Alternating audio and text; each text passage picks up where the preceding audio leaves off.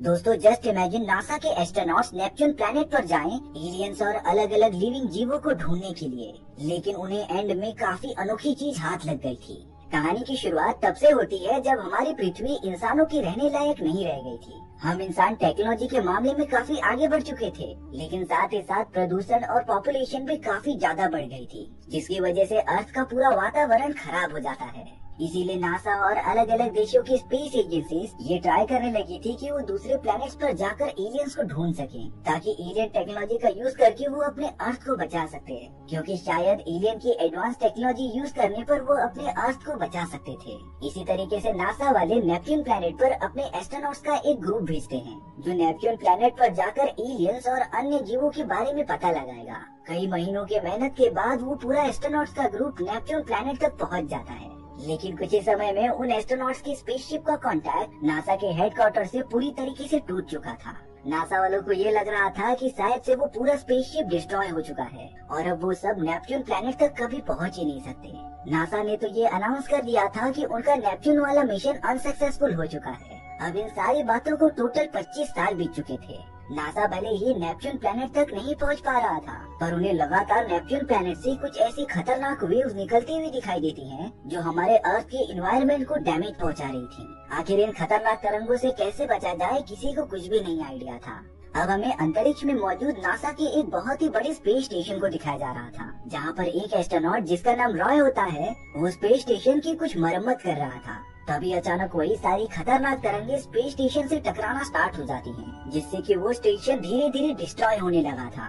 रॉय तो इन सारी चीजों को अपनी आंखों से देख रहा होता है, पर वो अब कुछ नहीं कर सकता था। देखते ही देखते पूरा स्पेस स्टेशन तबाह हो जाता है और अब झटका लगने की वजह से रॉय लगातार नीचे की तरफ गिरने लगा था। रॉय बहुत ही ज्यादा तेजी से अर्थ के वातावरण में इंटर कर जाता है और अब बहुत ही ज्यादा तेजी से नीचे आने के बाद रॉय अपना पैराशूट ओपन कर लेता है, जिससे कि उसने सही सलामत एक अलग ही देश में लैंडिंग कर ली थी। नासा वाले जल्द से जल्द रॉय को रेस्क्यू कर लेते हैं। चारों तरफ रॉय की खबर फैल चुकी थी, क्योंकि इतनी ऊंचाई से जिंदा बचकर नीचे आना एकदम से नामुमकिन था। ताज्जुब की बात यह थी कि स्पेस स्टेशन में जितने भी एस्ट्रोनॉट्स मौजूद थे वो सब मारे जा चुके थे। सिर्फ रॉय ही एक ऐसा एस्ट्रोनॉट बचा हुआ था जो अर्थ पर वापस लौट कर आया। पर इतनी ज्यादा रिकॉग्निशन मिलने के बाद भी रॉय काफी ज्यादा उदास लग रहा था। दरअसल रॉय का ये बिहेवियर बहुत पहले से ही था, क्योंकि 25 साल पहले जिन एस्ट्रोनॉट्स का ग्रुप नेपच्यून प्लैनेट पर रिसर्च करने गया था, उनमें से एक रॉय के फादर भी थे। उस समय रॉय काफी ज्यादा छोटा था, जिसके बाद उसे खबर पता चली कि उसके फादर स्पेस मिशन में मारे जा चुके हैं। तब से लेकर आज तक रॉय एकदम घुट घुट कर जी रहा था, क्योंकि वो अपने फादर से एक आखिरी बार मिलना चाहता था। इन्हीं सारे बिहेवियर्स की वजह से रॉय की वाइफ उससे दूर चली जाती है, लेकिन रॉय यहाँ फिर भी नहीं बदलता। अब एक दिन रॉय को नासा के हेडक्वार्टर में कुछ वैज्ञानिक बुलाते हैं, जिन्होंने उसे बताया कि जब से एस्ट्रोनॉट का ग्रुप नेपच्यून प्लैनेट पर गया है, तभी से ही नेपच्यून प्लैनेट से काफी हार्मफुल रेडिएशंस निकल रही हैं। और हो न हो इन रेडिएशन से ये अंदाजा लगाया जा सकता है कि शायद से रॉय के फादर अभी भी जिंदा हैं। इसीलिए वैज्ञानिक चाहते थे कि रॉय मार्स पर जाए और नेपच्यून प्लैनेट के ऑर्बिट में मौजूद अपने फादर को मैसेज भेजे कि वो ये रेडिएशन फैलाना बंद कर दें, क्योंकि इन रेडिएशन से अर्थ के वातावरण को काफी नुकसान पहुंच रहा था। रॉय भी अपने फादर से इतने सालों बाद मिलना चाहता था, इसीलिए वो जल्द से जल्द मिशन के लिए रेडी हो जाता है। अब रॉय से कर्नल मिल रहे थे, जिन्होंने उसके फादर के साथ कई सालों पहले काम किया था। कर्नल भी कहते हैं कि इस मिशन में वो रॉय के साथ चल रहे हैं। सबसे पहले उनकी टीम को चांद पर जाना पड़ेगा, जिससे कि वो सही सलामत मार्स पर जा सकते थे। ताज्जुब की बात ये थी कि इंसानों ने चांद पर भी अपनी कॉलोनी बनाना स्टार्ट कर दिया था। यहाँ रॉय अपने सारे टीम मेंबर्स के साथ चांद पर पहुँच गया होता है, पर अपने हेडक्वार्टर की तरफ आते समय कुछ आतंकवादी लोगों ने उनके ऊपर हमला कर दिया था। ये सारे वो लोग थे जो चंद्रमा की जमीन गवर्नमेंट से छीनना चाहते थे। उस धमाके में रॉय के कई साथी मारे जाते हैं, पर वो कैसे भी कर्नल को बचाते हुए स्पेस सेंटर में आ गया था। कर्नल को काफी ज्यादा चोट आई हुई होती है, इसीलिए अब वो आगे का सफर रॉय के साथ तय नहीं कर सकते, जिसकी वजह से रॉय को कर्नल के बिना ही मार्स पर जाना पड़ेगा। और अब रॉय बचे हुए टीम मेंबर्स के साथ मंगल ग्रह की तरफ निकल पड़ता है। यहाँ रास्ते में रॉय और बाकी टीम मेंबर्स को एक स्पेसशिप से लगातार सिग्नल मिल रहा था, इसीलिए कैप्टन डिसाइड करते हैं कि वो स्पेसशिप में जाकर देखेंगे। हालांकि रॉय कह रहा था कि उन्हें वहाँ पर जाने के बजाय मंगल ग्रह की तरफ मुड़ना चाहिए, लेकिन सभी टीममेट्स रॉय की बात ही नहीं मानते। उस अनजान स्पेसशिप के अंदर जाने के बाद सभी को ये पता चला कि वहाँ पर कोई है ही नहीं। तभी अचानक वहाँ पर एक बहुत ही खतरनाक चिंपैंजी आ जाता है, जिसने देखते ही देखते कैप्टन और बाकी सभी पर हमला कर दिया था। रॉय जल्द से जल्द बाकी एस्ट्रोनॉट्स को एक दूसरे चैम्बर में लेकर आता है और उस पागल चिंपैंजी को एक कमरे में बंद करके वहाँ का एयरलॉक ओपन कर देता है, जिससे कि चिंपैंजी ऑक्सीजन ना मिलने की वजह से मारा गया था। लेकिन यहाँ पर चिंपैंजी ने कैप्टन को पूरी तरीके से घायल कर दिया था, जिससे कि कैप्टन की मौत हो जाती है। रॉय और उसके बाकी टीममेट्स को तो इस बात से काफी ज्यादा दुख हो रहा था, पर फिर भी वो इन सारी चीजों को छोड़कर मार्स की तरफ आगे बढ़ना स्टार्ट कर देते हैं। अब कई घंटों बाद रॉय और उसकी टीम मंगल ग्रह तक पहुंच चुकी थी। मिशन कमांडर और बाकी सभी लोग रॉय को एक कमरे में बिठाकर उससे एक लेटर पढ़वाकर उसके फादर को भेज रहे थे। इसमें पेपर के अंदर जो भी सारी बातें लिखी थी वो रॉय को वैसे का वैसा ही कहना था। 2 बार ट्राई करने के बाद भी उसके फादर का रिप्लाई वापस नहीं आता, इसीलिए रॉय ने आखिरी बार कोशिश की, पर इस बार वो पेपर पे लिखे हुए वर्ड्स नहीं कहता, बल्कि अपने इमोशंस को अपने फादर के प्रति जाहिर करता है। रॉय तो अपने फादर से बात करते हुए काफी इमोशनल हो चुका था, लेकिन तभी कमांडर अपने बाकी साथियों के साथ रॉय के पास आ जाती है। ताज्जुब की बात ये थी कि इस बार उन्हें रॉय के फादर जो कि नेपच्यून प्लैनेट पर मौजूद थे, उनकी यहाँ से रिप्लाई आ चुका था। पर अब कमांडर चाहती थी कि रॉय वापस से अर्थ पर चले जाए, क्योंकि उसने पेपर में लिखे हुए वर्ड्स ना कह के एक इम्पोर्टेंट रूल को तोड़ा है। इसीलिए अब रॉय को वापस से अर्थ पर भेजने का प्लान स्टार्ट कर दिया गया था। अब रॉय के पास वहाँ की मिशन डायरेक्टर आ जाती है। डायरेक्टर को तो रॉय के फादर के मिशन के बारे में काफी ज्यादा चीजें पता थी। वो रॉय को उसके फादर का एक वीडियो फुटेज दिखाती है, जब उन्हें काफी साल पहले उसके फादर ने यहाँ पर सेंड किया था। रॉय जब उस वीडियो को देख रहा था तब उसके फादर ये कह रहे थे कि हम सब यहाँ नेपच्यून प्लैनेट पर एलियंस और अलग अलग जीवों को ढूंढने आए थे। हालांकि हमें कुछ सफलताएं हाथ भी लगी होती हैं, लेकिन बाकी सारे मेंबर्स इतने सालों के वेट करने की वजह से काफी ज्यादा थक चुके थे और अब वो मेंटली केपेबल नहीं होते इन सारे मिशंस को आगे बढ़ाने के लिए। इसीलिए बाकी टीम मेंबर्स ने डिसाइड किया था कि वो वापस से अर्थ की तरफ लौट जाएंगे। लेकिन रॉय के फादर ऐसा बिल्कुल नहीं चाहते थे। उनका मानना था कि हमें पूरी तरीके से एडवांस एलियंस को एक्सप्लोर करके यहाँ से जाना चाहिए। इसीलिए बहुत ज्यादा रिक्वेस्ट करने के बाद जब सारे टीम मेंबर्स अर्थ की तरफ निकल रहे थे, तभी रॉय के फादर ने उन सभी टीममेट्स का लाइफ सपोर्ट सिस्टम बंद कर दिया होता है, जिससे कि लॉन्च होने से पहले ही उन सभी एस्ट्रोनॉट्स की मौत हो गई थी। डॉक्टर इसीलिए इमोशनल हो जाती है क्योंकि उन सभी एस्ट्रोनॉट्स में से उनके मॉम एंड फादर भी शामिल थे, जिसे कि रॉय के फादर ने जानबूझकर मार डाला। रॉय तो ये सारी बातें जानकर काफी ज्यादा शॉक हो जाता है, क्योंकि उसने बचपन से ही अपने फादर को एक हीरो माना है और वो उनकी इज्जत भी बहुत ज्यादा करता था। लेकिन रॉय ने ऐसा कभी सोचा ही नहीं था कि उसके फादर ऐसी गंदी हरकत करेंगे। डायरेक्टर रॉय को एक और बात बताती है कि जो सारे रेडिएशंस नेपच्यून प्लैनेट से हमारी पृथ्वी पर आ रहे थे, वो और कोई नहीं बल्कि तुम्हारे फादर ही जनरेट कर रहे हैं, और तुम्हें यहाँ पर जानबूझकर ला के उनसे बात कराया गया ताकि मिशन कंट्रोल वाले तुम्हारे फादर के लोकेशन का पता लगा सकें। और अब तो उन्हें इस बात का पता चल भी गया था,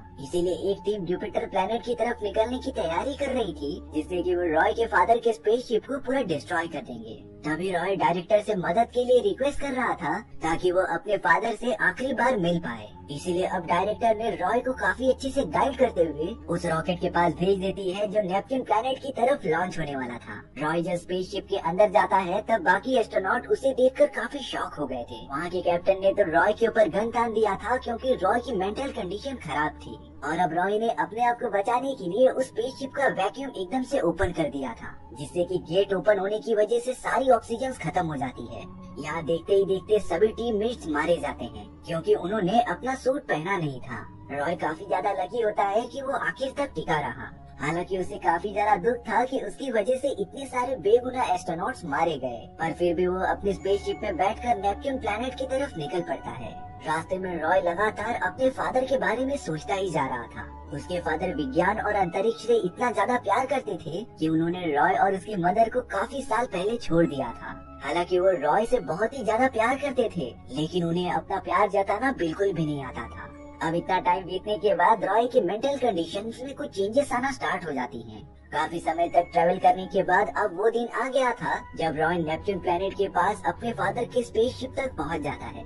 रॉय तो तुरंत ही स्पेसशिप के अंदर चला गया था, जहाँ पर रॉय देखता है कि बहुत सारे एस्ट्रोनॉट्स की लाश पड़ी हुई है। इसके बाद रॉय एक चैम्बर के अंदर चला गया था, जहाँ पर उसे एक अजीब तरीके का रेडियो एक्टिव प्रोडक्ट मिलता है और जो खतरनाक रेडिएशन नेपच्यून प्लैनेट से अर्थ की तरफ मूव हो रही थी, वो सारी इसी रेडियो एक्टिव मटेरियल के अंदर से निकल रही होती है। इसीलिए रॉय उस मटेरियल के ऊपर तुरंत ही एक टाइम बॉम्ब फिक्स कर देता है। तभी कुछ आवाज होने पर ऊपर से कोई चिल्लाता है। वो और कोई नहीं बल्कि रॉय के फादर थे। रॉय तो इतने टाइम बाद अपने फादर को देखकर काफी ज्यादा भावुक हो उठा था।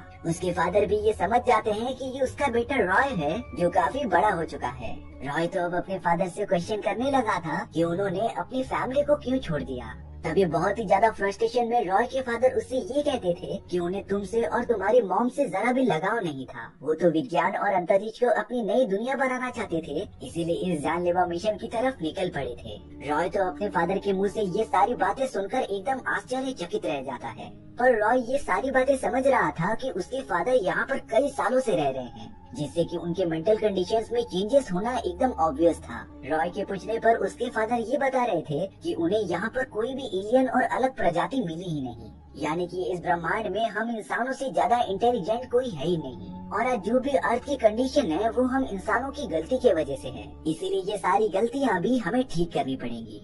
रॉय अपने फादर को बहुत ज्यादा रिक्वेस्ट कर रहा था कि वो वापस उसके साथ अर्थ पर चले, लेकिन उसके फादर इस बात के लिए राजी ही नहीं होते। पर रॉय ने भी हार नहीं मानी थी। उसने तो अपने फादर को इमोशनली ब्लैकमेल कर दिया था, जिससे कि एक टाइम पर रॉय के फादर उसके साथ जाने के लिए रेडी हो जाते हैं। और अब वो दोनों रॉय के फादर के स्पेसशिप में से निकलकर दूसरे स्पेसशिप के अंदर आ जाते हैं। लेकिन जैसे ही गेट बंद होता, रॉय के फादर तुरंत ही वहाँ से निकलकर अंतरिक्ष की ओर चले जाते हैं। अच्छी बात ये थी कि उन दोनों के सूट से एक रस्सी बंधी हुई थी, जिससे कि रॉय अपने फादर को पकड़ लेता है। रॉय का फादर ये कह रहा था कि वो अर्थ पर नहीं जाना चाहता, अंतरिक्ष ही उसकी नई दुनिया है और उसे अपनी पूरी जिंदगी यहीं पर बितानी है। रॉय नहीं चाहता था कि उसके फादर की इस तरीके से मौत हो, पर एंड में वो समझ जाता है कि चाहे कुछ भी हो जाए, रॉय के फादर वापस अर्थ पर जाएंगे ही नहीं। इसीलिए उनके बहुत ज्यादा रिक्वेस्ट करने के बाद रॉय ने अपने फादर का हाथ छोड़ दिया था, जिससे कि रॉय के फादर लगातार अंतरिक्ष की गहराइयों में चले जाते हैं। रॉय तो अपने स्पेसशिप के अंदर वापस लौट आया था, जो अपने फादर को आखिरी बार अंतरिक्ष के अंदर दूर जाते हुए देखता है, क्योंकि उसे पता था कि वो बचने नहीं वाले। अब उस दूसरे स्पेसशिप के अंदर जिसमें रॉय ने टाइम बम लगाया था, वो पूरी तरीके से ब्लास्ट हो जाता है, जिससे कि एक ऐसा धमाका हुआ जिसने रॉय के स्पेसशिप को काफी ज्यादा बूस्ट दे दिया, जिससे कि रॉय के स्पेसशिप की स्पीड हद से ज्यादा बढ़ जाती है और अब वो सीधा अर्थ की तरफ दुगनी तेजी से बढ़ने लगा होता है। कई महीनों के सफर के बाद रॉय अर्थ पर पहुंच चुका था और अब उसे ये बात पता होती है कि हम इंसानों को एलियंस को ढूंढने के बजाय खुद ही अर्थ के एनवायरनमेंट को ठीक करना होगा। रॉय ने तो ये भी डिसाइड कर लिया था कि वो अपने फादर की तरह सेल्फिश नहीं बनेगा, इसीलिए वो अपनी वाइफ से एक रेस्टोरेंट में मिलने जाता है। रॉय ने तो अपनी वाइफ से माफी मांग ली थी कि वो आज से एकदम नया स्टार्ट कर रहा है और वो पूरी तरीके से बदल भी चुका है। इसके बाद रॉय अपने फैमिली के साथ हैप्पी लाइफ जीने लगा था। हमारी कहानी भी यहीं पर खत्म हो जाती है। सो व्यूअर्स, आपको ये स्टोरी कैसी लगी कमेंट सेक्शन में बताना भूलना मत। और अगर आपको मेरा एक्सप्लेनेशन 1% भी अच्छा लगा होगा ना, तो वीडियो को लाइक और चैनल को सब्सक्राइब जरूर कर देना। मिलते हैं नेक्स्ट वीडियो में। Bye bye.